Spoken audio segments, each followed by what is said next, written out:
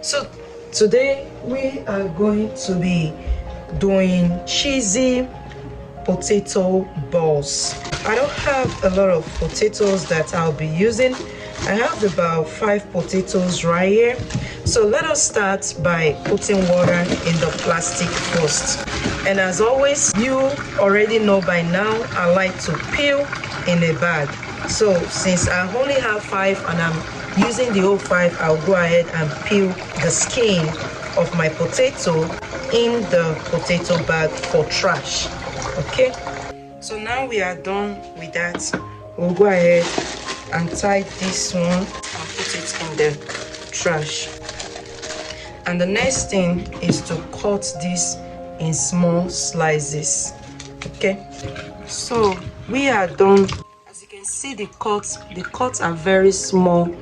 They are not big sizes. Okay, so we are going to go ahead and rinse it. You can rinse it about 2 times or 3 times, or as much as you are satisfied with your rinsing. For me, this is my 3rd rinsing. So after rinsing it, I'll go ahead and soak it in water. I am not using it now, and I don't want it to change color. That's why I am soaking it in water. Okay, and I'll just cover it and put it somewhere for now. So over here, I'm going to begin the process of cooking the potatoes, and I'm going to be using corn oil. Don't put a lot of oil in your pot, and you can use any oil of your choice. Go ahead and pour your diced tomato or your sliced tomatoes inside the pot. I'll be using my already sliced onions, so go ahead and put your onions inside. So we go ahead and let that to fry. While it's frying, I'll go ahead and add my seasoning. I'll be adding crushed pepper. Add pepper as you desired, if you want it spicy or not. Okay, as always, my seasoning salt. And please do remember that whenever you use turmeric, that you should use black pepper because of the assimilation of the kokumi in the turmeric. Okay, so some black pepper and some turmeric. So I'll just go ahead and add spices to it. As you can see, the pepper is fried. So at this point, I'll just add a little water to it. So I added a little water to it. That's why I said put the potato in the water so it doesn't change colors. It's still very well preserved while you are frying the pepper. The reason why I will encourage you to do this is because it makes your potato ball to be very tasty. So mix that together. Ensure that there's no need for you to put water before adding water. Just check to see. Well, for me, I see that I still need a little bit of more water. So I am adding more water to it. If you want to do, there's somewhere in my channel where I have already posted how to do yam balls, so you can also look that up. Okay, this one is how to do cheesy potato balls. So you mix it together so that you know the flavor of your fried pepper will cook along with your potatoes. So at this point, you cover your potato to cook. While your potato is cooking, we're going to get ready what we want to put inside our cheesy potato balls. Since we are only using 5 potato, we are just going to be using 1 sausage and 1 Titus inside. Somewhere in my channel, you will see how to remove the worm and debone your Titus. So I'm going to go ahead and clean out my titles, my sardine. Okay, so I'll go ahead and slice my sausage into the sizes that I want. So feel free to cut it to the sizes you want. I poured out the liquid as always. The liquid has sodium in it, so because that's the preservative, so it's a good thing to always pour out the liquid. Before I started cooking the potato, I've cooked about 4 eggs, so we are going to be using 4 eggs as well. So all of that we're going to be getting ready while the potato is cooking. So for this one, we go ahead and cover it and put it somewhere. So as you can see, I'm already done with the cleaning of the sardine. I've taken out the worms, the green pulp or whatever it is, and now it's ready for use. So I'll just go ahead and cover this and put it somewhere till it's needed. So these are the eggs. It's been cooked and peeled. I'll just go ahead and slice them. So slice it to however you want. As you can see, the eggs is now sliced. We'll go ahead and cover it. So at this point, we'll go ahead and check on our potato. All right, so let's check on our potato. As you can see, in fact, it looks so good. If not that we are doing cheesy potato balls, I'm telling you, it's so good that you can just go ahead, serve to eat. Isn't that looking nice? So now we have tested it with our fork, and you can see the fork is easily going through, and it doesn't even have much water inside anymore. So I'm just going to wait a little bit to allow the water to be dry inside, because I don't need the liquid. As you can see, the sauce is really drying up with it. Just make sure you are doing this so that it will not burn, because the aim is not for it to burn. Okay, the aim is for it to dry up with the sauce. It's not for it to burn at all. All right, when you begin to hear the sizzling sound, then that's a sign that it is dry. At this point, you have to turn off your stove because you don't want it to burn. So it is done. As you can see, there's no more liquid inside at all. So the next thing we are going to do, we are going to pour it inside the bowl that I'll be using for it. So we are going to the next step. So here is our potato. I'm telling you, this is gonna be a very flavorful, very nice cheesy potato balls. So we are going to use potato masher to mash the potato. That is why it's very important for you to make sure that it is properly cooked, that it is really soft before you take it off the stove. So we are going to mash it together. I prefer to mash it while it is still hot. If you feel like you want to hold on till it is cold, it's your choice, it's your preference, but I feel like it's best to mash it while it is still hot. I really like this potato masher. I've talked about it in one of my clips on the channel. As you can see, I'm done with that step. So at this point, what I'm going to do, I want to put a little of Italian style breadcrumbs that I have.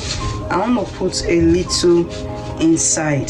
The reason why I put that a little, it's not like it's really necessary, to be honest with you, but it's just to make it much more firm. So I added more breadcrumbs. Since that is all that is left inside, I decided to use it all. Add some breadcrumbs in it. It will help, or a little bit of flour in it. Okay, at this point I'm gonna be using some nutritional yeast inside, and I will go ahead and mash that together as well. If you have allergies to yeast, nutritional yeast is something I will encourage you to look into in your diet. It's a great nutritional value, also good for the eyes. So after mixing that together, the next thing is where our cheese comes in play. So I'll be using persimmon cheese at this point, okay, and I'll be adding the cheese generously.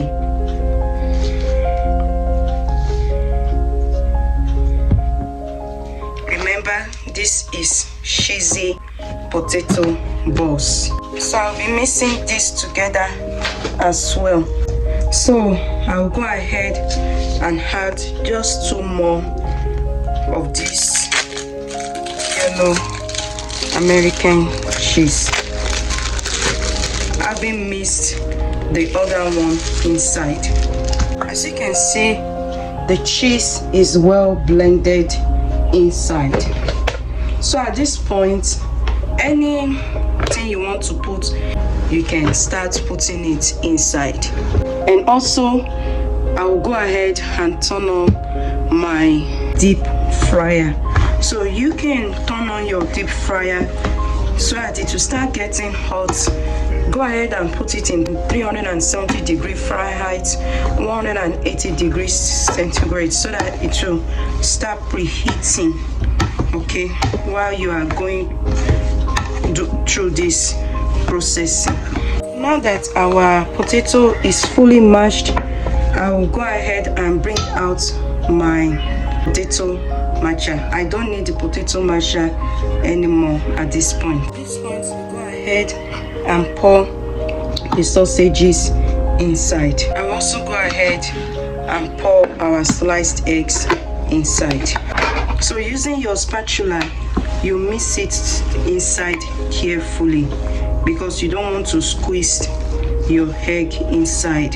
You know, the intent is not for you to mash the egg. You still want to be able to see, you know, some eggs in it when you are eating your cheesy potato balls. So the intent is not for you to mash the egg. So that's why you need your spatula to carefully mix it together so that it will be evenly spread. Okay, and remember, all this is still just 5 potatoes. So after doing that, I will go ahead and pour my sardine inside. So these are the proteins that I want to use. So feel free to use any protein of your choice. And then we carefully, you know, do the fish as well inside. As you can see, I am not mashing the fish. I am just carefully, you know, spreading the fish evenly inside. So at this point, our cheesy potato balls is ready for frying. Now, to fry this, okay, you can either use breadcrumbs or flour. I will be making use of flour. Okay, so go ahead and put some flour in the plate. For this one, I'll be making use of flour. For the yam balls that I did, I actually made use of breadcrumbs. And also, you are going to need about 2 eggs. You see, since our cheesy potato balls is already looking good as is, there is no need for you to put any spices in the egg. So just go ahead and beat the eggs. So go ahead and beat our eggs. The oil is ready for frying. Using the ice cream scooper, you can also use your hand, okay? I mean, if that's your preference. But using the ice cream scooper, I'm going to be scooping some in my palm.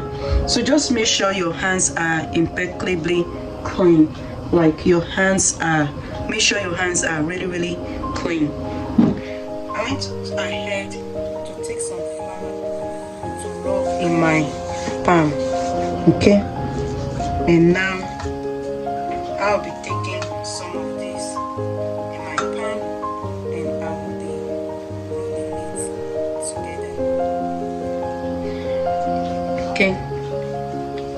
You know that song that says, roll, roll, roll the boat gently on the sea. Merrily, merrily, merrily, merrily, life is but a dream. This life is but a dream. This life is but a dream. So you just roll it around and then you put it in the egg, okay? That is the essence of the egg. You roll it in the egg and then you bring it to your flour. You put some flour, you roll it in the flour, you put some flour on it, okay? So at this point it is ready for frying. And then you carefully drop it in your oil.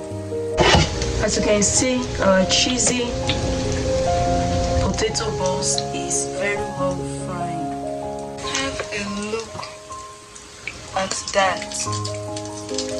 Isn't that looking really nice? So, since I'm bringing it out of oil, the best thing is to put some paper towel in it, you know, something to get the oil.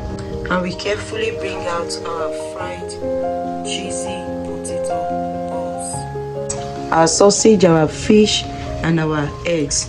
So that's why I said you should not, you know, mash it together. So when the bottom is fried, just carefully turn your cheesy potato balls around. If you are frying it on the stove or on the cooker, it's the same thing as well.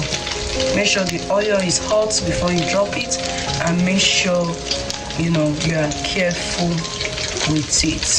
So here is the second set, and the second set is ready as well. So I'm just gonna go ahead and put it beside the first set by the side so that it will drain also. And have a look at that. Isn't that? I also want you to know that all along I've been frying on 375 degree Fahrenheit, which is 190 degree centigrade. So I did not reduce the temperature of the deep fryer at all. As you can see, our cheesy potato balls is ready. And let me open one for you to see the inside.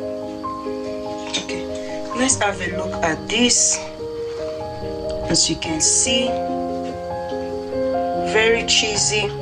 The cheese, you can see it drawing. Have a look at that. That's the sign of the cheese. The eggs, that's why I said don't crush the egg. You see the eggs in there, your sausage in there, your fish in there. You are very welcome to join. If you haven't subscribed to my channel, please do subscribe to my channel so that anytime I bring a nice idea like this to the channel, you will be the very first to be notified. And if you have subscribed to the channel, thank you so very much. Hit the notification bell so that you'll be the very first to be notified anytime I bring any nice idea like this to your table. And thank you for subscribing as well. Stay rapturable, stay encouraged in the Lord. The Lord be with each and every one of us. The Lord give us long life and good health. Remain blessed, remain rapturable. God bless you. Till another time, remain blessed. Thank you.